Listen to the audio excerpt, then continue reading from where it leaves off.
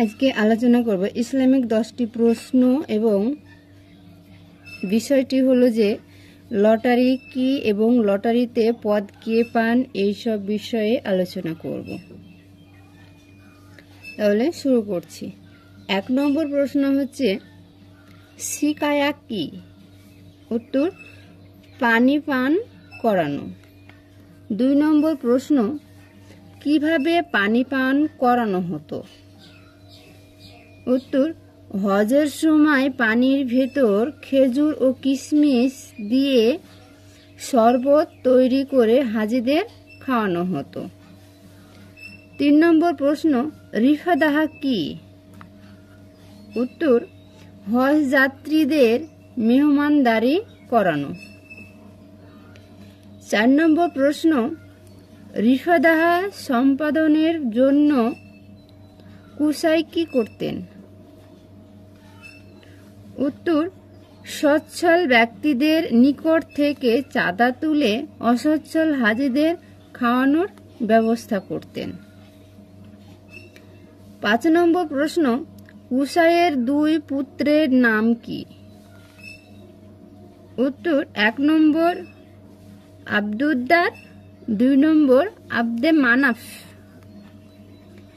6 নম্বর প্রশ্ন কুসাই পরবর্তীকালে কাকে এ সম্মানজনক পদ দান করেন?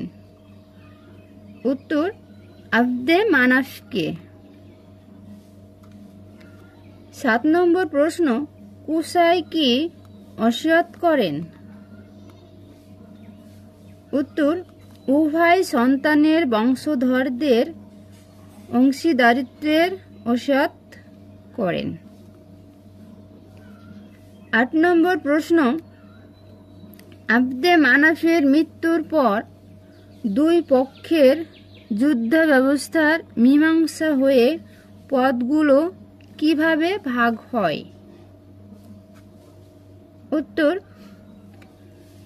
সিকা ও রিফাদাহা এ পদ দুটো দেওয়া হয় বনু আব্দে মানাফকে, আর দারন নাদওয়ার সভাপতিত্ব লাওয়া ও হেজাবাতের দায়িত্ব বনু আবু দুদ্দারের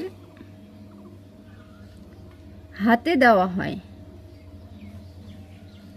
9 নম্বর প্রশ্ন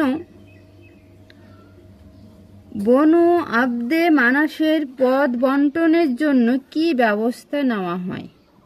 উত্তর লটারির। 10 নম্বর প্রশ্ন লটারিতে পদ কে পান?